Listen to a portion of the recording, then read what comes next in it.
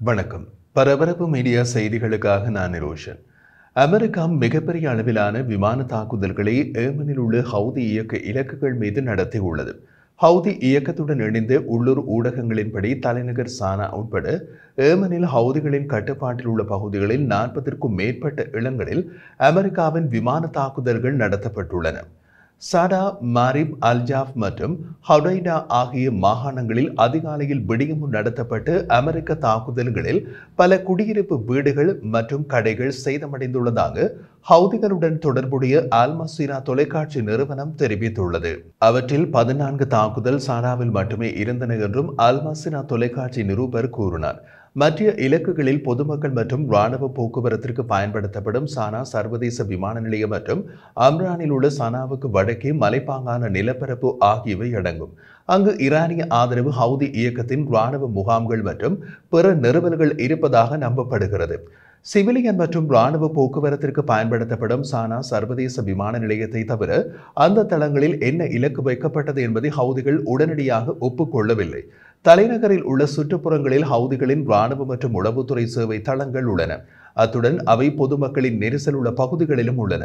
முஸ்லிம்களின் புனித நோன்பு மாதமான ரமலான் மாதத்தின் இறுதி நாட்களில் பலர் விழித்திருந்ததால் இரவு வானில் ஒரு பெரிய புகை மூட்டத்துடன் சானாவில் வெடிகுண்டு ஒன்று வீழ்ந்ததை அசோசியேட்டட் பிரஸ் காணொளி காட்டுகிறது. ஏமனில் ஹவுதிகளின் கட்டுப்பாட்டில் உள்ள பகுதிகளில் 40க்கும் மேற்பட்ட இடங்களில் நடத்தப்பட்ட தாக்குதல்களில் நிஜமான சேத விவரங்கள் தெரியவரவில்லை. ஹவுதிகள் தமது இராணுவ சேத விவரங்களை வெளியிடுவதில்லை. பொதுமக்களின் சேத விவரங்கள் மட்டுமே வெளியிடப்படுவது வழக்கம். அந்த விதத்தில் சானாவில் குறைந்தது ஒருவர் உட்பட அமெரிக்க தாக்குதல்களில் நாடு முழுவதும் குறைந்தது 7 பேர் காயமடைந்துள்ளதாக அல் மசீரா தெரிவித்துள்ளது. தாக்குதலுக்கு பின்னர் தகவல் தொடர்பு நெட்வொர்க்குகள் செயலிழந்தன என்றும் அது கூறியது. முன் அனுமதியின்றி ஏமனில் தாக்குதல் நடத்த வெள்ளை மாளிகையிடம் இருந்து அதிகாரம் பெற்றுள்ள அமெரிக்க இராணுவத்தின் மத்திய கட்டளை தளம் சென்கோம் உடனடியாக இந்த தாக்குதல் பற்றிய விவரங்களை வெளியிடவில்லை. தாக்குதல் நடத்தப்பட்டு சில மணி நேரத்தின் பின்னரே ஏமனில் உள்ள ஹவுதி இலக்குகளுக்கு எதிராக அமெரிக்க விமானப்படை பல தாக்குதல்களை நடத்தியதாக சென்கோம் அறிவித்தது. பாதுகாப்பு வட்டாரங்களில் கூறப்படும் தகவலின்படி அமெரிக்க விமான தாக்குதல்களின் புதிய தாக்குதல் ஹவுதி இயக்கத்தை சேர்ந்து குறைந்தது 57 பேரை கொண்டதாக கூறப்படுகிறது. இவர்களில் ஹவுதிகளின் முக்கிய தளபதிகளும் கொல்லப்பட்டனர் என்றும் குறிப்பிடப்படுகிறது. இது ஓரளவு ஊகிக்கப்படக்கூடியது. 40 இடங்களில் தாக்குதல் நடத்தப்பட்டு 57 பேரை கொண்ட தாக்குதல்கள் என்றால் அவை பெரும்பாலும் குறிப்பிட்ட நபர்களை குறிவைக்கும் இலக்கு தாக்குதல்களாக இருக்க வேண்டும். அமெரிக்க தாக்குதலின் பாணி கிட்டத்தட்ட லெபனானின் தலைநகர் பெய்ரூட்டில் இஸ்ரேல் நடத்திய இலக்கு தாக்குதல்கள் பாணியில் உள்ளன. இஸ்ரேல் அந்த இலக்கு தாக்குதலில் ஹெஸ்புல்லாவின் பெரும்பாலான தளபதிகளை குறிவைத்து தாக்கியது.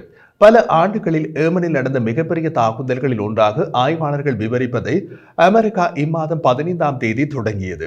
ஹவுதி தலைவர்கள் மற்றும் அவர்களது உள்கட்டமைப்பு என்று அமெரிக்கா கூறுவதை குறிவைத்து இந்த தாக்குதல்கள் நடத்தப்படுகின்றன. ட்ரம்ப் நிர்வாகத்தின் தாக்குதல்கள் 2 வாரங்களாக தொடர்ந்து நடந்து வருகிறது. ஏமனை தளமாக கொண்ட ஈரானிய ஆதரவு ஹவுதி இயக்கம் 2 பாலிஸ்டிக் ஏவுகணைகளை இஸ்ரேலிய எல்லையை நோக்கி ஏவிய ஒரு நாளுக்கு பின்னர் அமெரிக்க தாக்குதல்கள் வந்தன. ஆனால் 2 பாலிஸ்டிக் ஏவுகணைகளும் இஸ்ரேலுக்கு நுழைவதற்கு முன்பு ஐடிஎஃபால் இடைமறிக்கப்பட்டு சுட்டு வீழ்த்தப்பட்டன. இதன் விளைவாக ஜெருசலேம் மற்றும் டெல் அவீவ் உட்பட மத்திய இஸ்ரேல் முழுவதும் மதியம் 1:09 சைரன்கள் ஒலித்தன. மார்ச் 15ஆம் தேதி தொடங்கி தினமும் நடக்கும் தாக்குதல்களில் இந்த தாக்குதல் மற்ற நாட்களுடன் ஒப்பிடும் போது எண்ணிக்கை அதிகமாக தோன்றினாலும் சேதம் மற்றும் சாத்தியமான உயிரிழப்பு அளவு உடனடியாக தெரியவில்லை. ஜனாதிபதி டொனால்ட் ட்ரம்பின் புதிய அமெரிக்க இராணுவ நடவடிக்கைகள் முன்னாள் ஜனாதிபதி ஜோ பைடன் நிர்வாகத்தில் நடந்ததை விட மிகவும் விரிவானதாக தோன்றுகிறது. ஏனெனில் ஜோ பைடன் நிர்வாகத்தில் அமெரிக்கா ஹவுதிகளின் ஆயுதங்களை மட்டுமே குறிவைத்தது. ஆனால் இப்போது ஹவுதிகளின் தரவரிசை தளபதிகளை குறிவைப்பது மற்றும் நகரங்களில் குண்டுகளை வீசுவது வரை நடக்கிறது. ஹவுதி இயக்கம் செங்கடலில் இலக்கு வைக்கும் கப்பல்களை தாக்குவதை மீண்டும் தொடங்கப் போவதாக அச்சுறுத்தியதை தொடர்ந்து அமெரிக்க தாக்குதல்கள் ஏமனில் கிட்டத்தட்ட தினமும் நடக்கின்றன. இதில் ஹவுதி தரப்பின் சோகம் என்னவென்றால் ஹவுதி இயக்கம் செங்கடலில் கப்பல்களை தாக்குவதை மீண்டும் தொடங்கப் போவதாக அச்சுறுத்தியதை தவிர ஜனவரி மாதத்தில் இருந்து எந்த கப்பலையும் தாக்கவில்லை. ஏமனுக்கான ஐக்கிய நாடுகள் சபையின் சிறப்பு தூதர் ஹான்ஸ் கிரான்பர்க் ஏற்கனவே போரால் பாதிக்கப்பட்ட நாட்டில் ஒரு தசாப்த கால மோதலுக்கு பின்னர் அமைதிக்கான அவசர தேவையை தெரிவித்தார். ஏமனுக்கான மட்டுமல்ல முழு பிராந்தியத்திற்கும் நிலைத்தன்மை முக்கியமானது என்று கூறினார். ஏமனில் ஒரு முழு அளவிலான போர் மீண்டும் தொடங்குவது யாருடைய நலனுக்காகவும் இல்லை, அது தவிர்க்கப்பட வேண்டும் என்று பிரசல்ஸுக்கு பயணம் செய்த போது எக்ஸில் ஒரு இடுகையில் அவர் கூறியதாக அவரது அலுவலகம் மேற்கோளிட்டுள்ளது. அனைத்து தரப்பினரிடையேயும் உரையாடல் மற்றும் பரஸ்பர அர்ப்பணிப்புக்கு அழைப்பு விடுத்து விரிவாக்கத்தை குறைக்க ராஜதந்திரம் முக்கியமானது என்று கிரான்பர்க் கூறினார். ஏமன் மக்களுக்கு அமைதியான மற்றும் நிலையான தீர்வை உறுதி செய்வதற்காக சர்வதேச சமூகம் தொடர்ந்து ஒருங்கிணைந்த நடவடிக்கைகளை மேற்கொள்வது அவசியம் என்றார். காசா மீதான இஸ்ரேலின் போரை தொடர்ந்து நவம்பர் 2023 முதல் ஈரானிய ஆதரவு ஹவுதிகள் செங்கடல் மற்றும் ஏடன் வளைகுடாவில் கப்பல்களை குறிவைத்து 100க்கும் மேற்பட்ட தாக்குதல்களை நடத்தினார்கள். இந்த தாக்குதல்கள் பாலஸ்தீனியர்களை ஆதரிப்பதற்காக நடத்தப்படுகின்றன என்று கூறினார்கள். அந்த காலகட்டத்தில் ஹவுதிகள் 2 கப்பல்களை மூழ்கடித்தனர், மற்றொன்றை கைப்பற்றினர் மற்றும் உலகளாவிய கப்பல் போக்குவரத்தை சீர்குலைக்கும் ஒரு தாக்குதலில் குறைந்தது 4 கப்பல் சிவிலியன் பணியாளர்களை கொன்றனர். இதனால் சர்வதேச வர்த்தக கப்பல் நிறுவனங்கள் தென்னாப்பிரிக்காவை சுற்றி நீண்ட மற்றும் அதிக விலை கொண்ட பயணங்களுக்கு மீண்டும் செல்ல வேண்டிய கட்டாயம் ஏற்பட்டது. இதற்கு பதிலடியாக பைடன் நிர்வாகத்தின் கீழ் அமெரிக்கா பல ஐரோப்பிய நாடுகளுடன் சேர்ந்து கப்பல் போக்குவரத்தை பாதுகாக்க ஒரு இராணுவ நடவடிக்கையை தொடங்கியது. கடந்த ஆண்டு தொடக்கத்தில் ஏமனில் ஹவுதிகளுக்கு எதிராக அமெரிக்காவும் பிரிட்டனும் நேரடி வான் தாக்குதல்களை தொடங்கின. அமெரிக்க பிரிட்டிஷ் வான் தாக்குதல்கள் ஹவுதிகளின் தாக்குதல்களை நிறுத்தவில்லை.